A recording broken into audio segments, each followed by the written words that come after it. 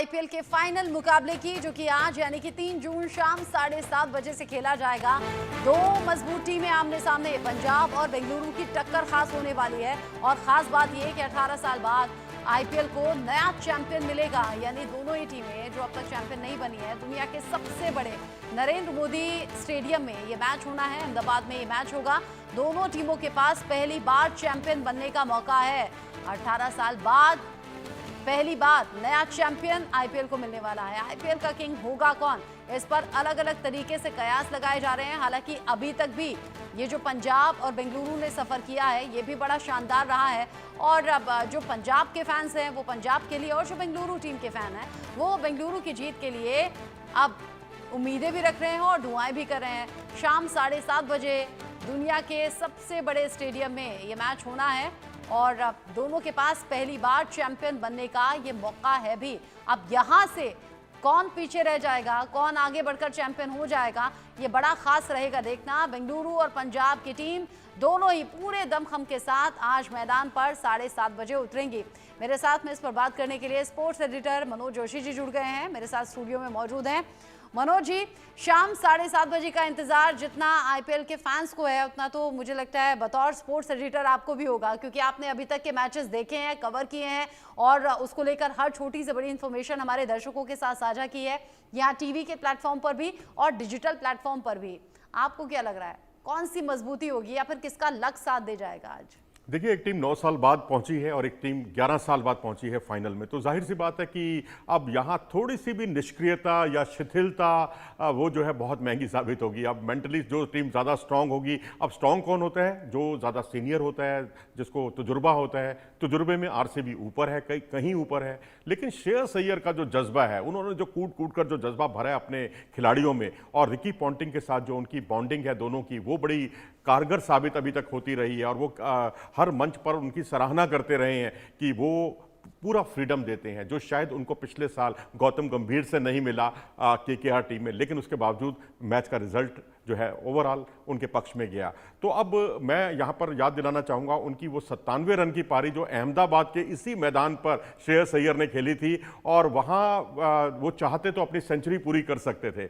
2 run उन्होंने लिए, और जहाँ आखिरी ओवर में 1 रन लेकर अपना स्ट्राइक लेते और उसके बाद अपनी सेंचुरी पूरी करते, फिर बड़े शॉट खेलते। लेकिन उन्होंने अपनी टीम की अहमियत को प्रमुखता से आगे रखा और शशांक को सारी गेंदें खेलने दी। शशांक बड़े स्ट्रोक खेलते चले गए। तो इस तरह से ये जो जज्बा होता है बहुत कम खिलाड़ियों में होता है, जो हम विराट कोहली में देखते रहे हैं। वही विराट कोहली के एक मैं कहूँगा क्लोन के तौर पर, या विराट कोहली की बराबरी करते हुए या उनसे सीखते हुए श्रेयस अय्यर जो है अब अपोनेंट टीम में किसी विराट से कम नहीं है इस वक्त। तो निश्चित तौर पर अगर आपका कप्तान इतना मजबूत होगा, अब वहाँ दिक्कत आरसीबी की सबसे बड़ी दिक्कत यह है कि उनका जो कप्तान है वो वैसा परफॉर्म नहीं कर पा रहा। रजत पाटीदार की बात मैं कर रहा हूँ, लेकिन क्योंकि उनकी जो अगर आप देखेंगे खेलने की शैली देखेंगे, वो बिल्कुल जैसे मयंक अग्रवाल खेलते हैं, इसी टीम के सदस्य सामने ज़्यादा खेलते हैं, फुलर लेंथ गेंदों का इंतजार करते हैं। हालांकि फुलर लेंथ गेंदें श्रेयस अय्यर को भी बहुत पसंद है, लेकिन अगर आप जब तक वैरायटी नहीं लाएंगे अपने शॉट्स के अंदर,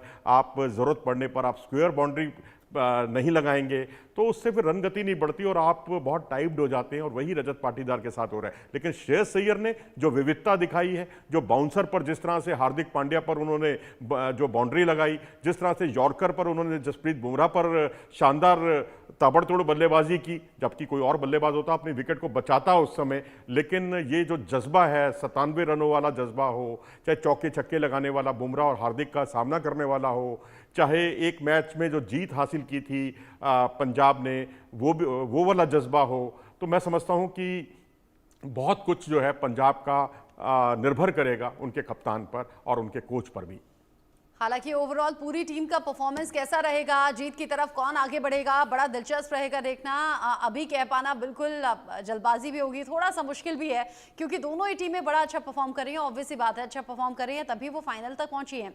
अच्छा, कुछ आर्टिकल्स भी मैं पढ़ रही थी, कुछ स्पेशलिस्ट भी हमारे साथ इससे पहले जुड़े थे, एक्सपर्ट बता रहे थे कि अच्छा बारिश होती भी है तो असर नहीं होगा। अहमदाबाद से जतिन रावल भी पहुंचे हमारे साथ में जुड़े थे, इंडिया न्यूज संवाददाता, जो बता रहे थे धूप तो खिली है लेकिन मौसम विभाग अनुमान लगा रहा है बारिश का।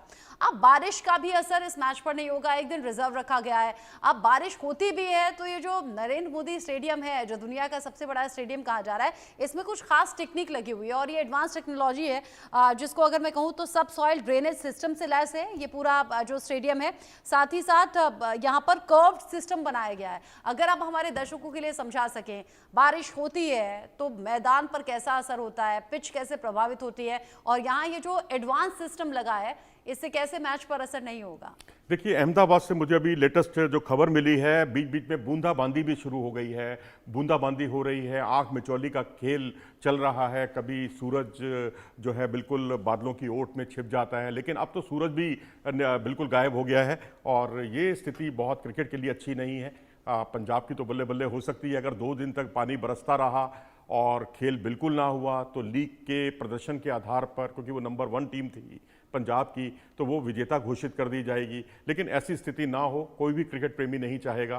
तो मौसम का, जहाँ तक आपने जो सिस्टम की बात की है, अब भारत में ऐसी पिचें बनने लग गई हैं जहाँ रेत का कंटेंट भी होता है। तो रेत के कंटेंट में क्या होता है, जितनी पानी आता है ऊपर से, बारिश आती है, वो रेत जो है उस पानी को सोख लेती है और पानी को जब सोख लेती है तो उससे मैदान पिच उतनी गीली नहीं होती, या उसको बहुत जल्दी उसको या मैदान के अंदर सुपर सॉपर का इस्तेमाल करते हुए बारिश से निपटने का एक अच्छा जरिया निकाला गया है। तभी आप देखेंगे भारत में जितनी जल्दी लंबे समय तक बारिश होती है, उसके बाद देखेंगे आपकी बारिश रुकी और उसके तकरीबन 1 घंटे के अंदर अंदर खेल भी शुरू हो गया। ऐसा पहले नहीं होता था। तो जो सिस्टम जो पूरा बना रखा है, रेत का कंटेंट ज़्यादा रखा गया है, उससे पानी को रेत सोखती है और उससे, और ड्रेनेज सिस्टम बहुत अच्छा है हमारे भारत में। आप चिन्ना स्वामी स्टेडियम का देख लें, आप नरेंद्र मोदी स्टेडियम का देख लें, तो ये आपको अन्य देशों में इतना अच्छा सिस्टम नहीं मिलेगा। तो यहाँ अगर बारिश हुई भी तो ज़्यादा से ज़्यादा ये होगा कि ओवर की कुछ कटौती कर दी जाएगी। जैसे कि पिछले मैच में आपने देखा, मुंबई इंडियंस के मैच में वो मुकाबला मुंबई इंडियंस हारा जरूर, 9:45 बजे के आसपास मुकाबला रात को शुरू हुआ था, जबकि 7:30 बजे का टाइम मुकर्रर किया गया था। जब उस मैच को इतना संवेदनशील माना गया, तो ये तो फाइनल मुकाबला है, यहाँ तो एक दिन अतिरिक्त रखा गया है और यहाँ तो आखिरी क्षणों तक भी कोशिश ये होगी कि कम से कम 5-5 ओवर का तो खेल हो। लेकिन अभी तो ऐसी नौबत नहीं है, ये बूंदाबांदी की फुहार है और आग मिचौली का खेल चल रहा है ये, और मैं समझता हूं कि खेल होगा और जरूर होगा। पंजाब और बेंगलुरु देखिए आमने सामने है, आज जोरदार टक्कर होगी और आप कह रहे हैं बारिश का कोई असर नहीं होगा। हम लगातार सोशल मीडिया पर भी निगाह बनाए हुए हैं। अच्छा, 2 दिन पहले भी मैं कह रही थी, ये जो महिला है जो कि ये पूरा पोस्टर लेकर पहुंच गई थी स्टेडियम में और लिख दिया था कि अगर आरसीबी फाइनल मैच नहीं जीतती है तो मैं अपने पति को तलाक दे दूंगी। तो अब सोशल मीडिया पर जो पंजाब टीम के फैंस हैं वो ये कह रहे हैं कि आज तो भाई तलाक पक्का होकर रहेगा क्योंकि आरसीबी नहीं जीतेगी, जबकि वाइस वर्सा जो बेंगलुरु टीम के जो प्रशंसक हैं या जो फैन है वो कह रहे हैं कि पंजाब को इस बार भी खाली हाथ लौटना पड़ेगा। ये अलग अलग से कुछ रिएक्शंस हैं जो सोशल मीडिया पर भरे पड़े हैं। लोग बड़ा उत्साहित